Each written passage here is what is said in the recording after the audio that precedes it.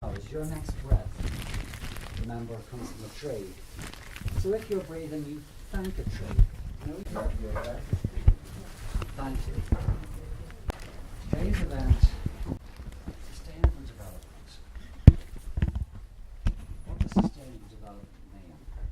I couldn't cover all of the Rio de Janeiro 2-year event of the Earth Summit. But we did from Rio learn certain definitions. We learned that development is sustainable. The measure of sustainable development is whether or not local biodiversity is impacted on. Development is measured on local wildlife, on local habitats, on the vitality of local nature, on the reproductive capacity of local nature. Importantly, defined in the European Court recently as the capacity for a habitat or a wild creature, including ourselves, for self-repair. Self-repair is the definition, is the standard that now we look for. The planners in County Hall, have we any planners here? We do. I know that the County Heritage Officer, he promised he'd come, and welcome. He promised he'd come. So even though it's 21 years, thank you Connor, even though it's 21 years later after Rio 1993, it is happening. It's not happening as fast as environmentalists would like. The Macroom Environmental Group is 30 years old this year, and we've always tried to convey the message that if our ecology is affected by nature, we cannot defeat depression on an exhausted planet. Repeat that, please. If our psychology is affected, if you're affected by nature, are you affected by nature? Yeah. Okay, then you will never defeat depression on an exhausted planet. The planet is near exhaustion. Vital systems are not very, very strong. Therefore, your psychic capacity is weakening because you get your vitality from the air and water from the planet. Do you understand that? Water and air quality is not like it used to be. Maybe it was always deteriorating, I don't know. Like we talk of ozone. Why is the ozone damaged? Ozone is manufactured by native trees. Hawthorn, the May tree, the crabapple, one of the lords of the Bronze Age Brown laws of Ireland, the common yew tree. Anyone, if you know, is on chemotherapy or chemotaxol, is on intravenous injections from this tree, the yew tree.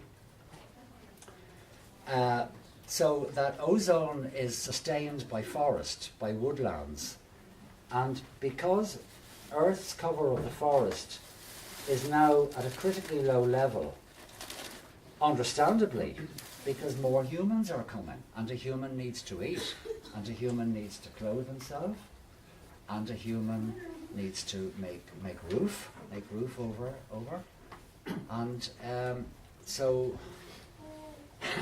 so I'm not going to go into diet. I won't go there today, but certainly according to the United Nations, if the developed world reduced its meat by 50%, the Earth at this time would feed 20 billion. Check the UN website.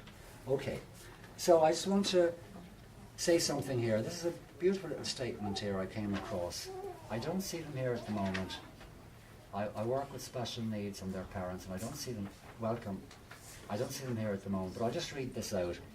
From the forest comes our lives. She enables us to breathe long, deep, joyful breaths. Elizabeth, the queen of the forest. Sit in there, petal. Now, honour her, nurture her, continue to plant her, listen to her. She will always love you. Long live the forest. So, by acknowledging the forest, we're acknowledging more than just trees and leaf litter. We're acknowledging the green space that we came from. Green light is very important. Anyone here is working at the deeper end of autism? Steiner explains the realms of light.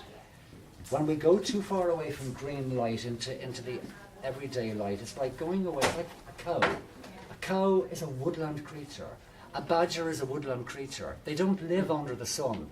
We, in China, 1 million years ago, gathered cattle and trained them to go away from eating the verge of the forest, ivy and holly and lichens and mosses, and we trained them to eat grass.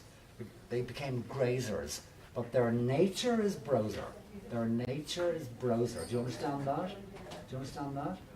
The cow is not naturally a grazer, he's a browser. But man came and put the cow out under the sun, and the electric shock wire is not sufficient to satisfy the genetic memory of nature within the cow.